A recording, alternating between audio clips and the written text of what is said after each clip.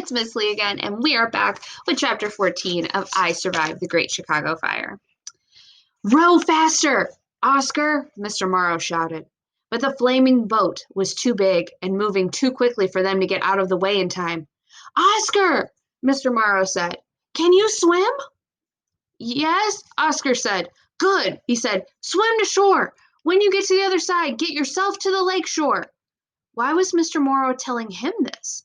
There was no time to ask. The burning ship was closing in. Jump! Mr. Morrow cried. Oscar threw himself over the side. The cold water slapped him and burned his skin. He started swimming as fast as he could, keeping his eyes and mouth closed against the foul water. Crash! Sparks flew up all around the flaming ship, hit the rowboat, slicing it in half and setting it on fire. Oscar kept swimming. He glanced over his shoulder, expecting to see Mr. Morrow right beside him, but he wasn't. Oscar stopped and turned, churning his legs and arms to stay afloat. Through the smoke, he saw something bobbing in the water. It was Mr. Morrow, clinging to a piece of wood and struggling to keep his head above the water. Now Oscar understood why Mr. Morrow didn't think he could make it to the other side of the river. He couldn't swim. Oscar should have known. Papa couldn't swim either, even though he grew up near the ocean. Mama was one of the few people Oscar knew who could swim, and it was she who had taught Oscar how. Keep going, Oscar, Mr. Morrow cried. Oscar saw a huge piece of wood floating near him. He grabbed it and kicked as hard as he could to get to Mr. Morrow. Mr. Morrow, grab hold!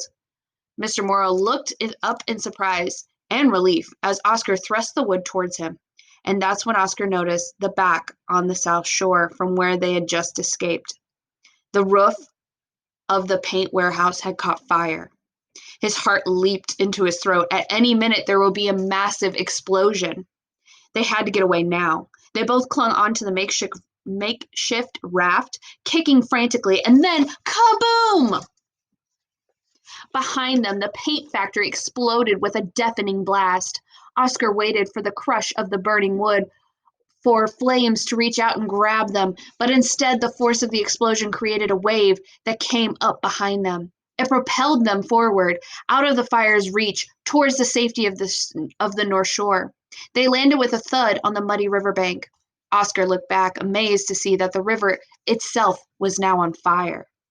He could barely believe they'd made it, yet he felt little relief. Oscar stared over the flaming river. The entire south side of the city was in the grip of the fire and smoke, and somewhere in the middle of all of it were Jenny and Bruno. Oscar told Mr. Morrow all about them as they trudged away from the river. Mr. Morrow listened closely, and Oscar sensed that he was using Oscar's words to paint a picture of Bruno and Jenny in his mind. We'll find them, Oscar, he kept saying. I found you, didn't I? But the search for Jenny and Bruno would have to wait, because once again Oscar and Mr. Morrow found themselves in a fight for their lives.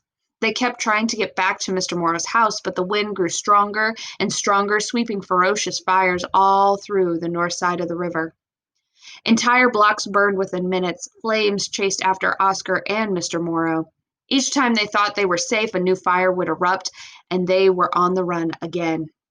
Their last hope was Lake Michigan, which stretched out to the east of the city. As the fires closed in behind them, they waded into the freezing water, ready to dunk under the flames if they were attacked. There were hundreds of people all around them, and the crowd grew to thousands as the night wore on. There were entire families with their horses, with their wagons piled high with furniture, fancy ladies in their ruffled dresses and jewels.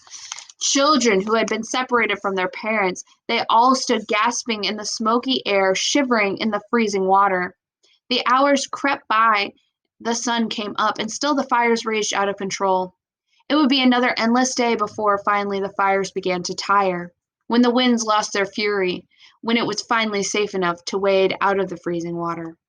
It took hours more for Oscar and Mr. Morrow to make their way back to his house. In the pouring rain, they were numb with cold and shock, miserable with thirst and wheezing in the smoky air. But finally they made it to Mr. Morrow's stone house, one of the few houses still standing, and there on the porch was Mama. Oscar got the idea that she'd been standing there for days. She sprinted off the porch and into the drenching rain to meet them. Her face was pale as a bone. Oscar ran to her, throwing himself into her arms. They fell to their knees, their tears mixed with the raindrops that put out the last flickering flames of Chicago's fire. So you can see Mama there run into Oscar and Oscar run into Mama and Mr. Morrow's house in the distance. All right, that is the end of chapter 14. We are one chapter away from finishing this whole story. Hopefully we find out what happens to Miss Jenny and little Bruno. See you soon.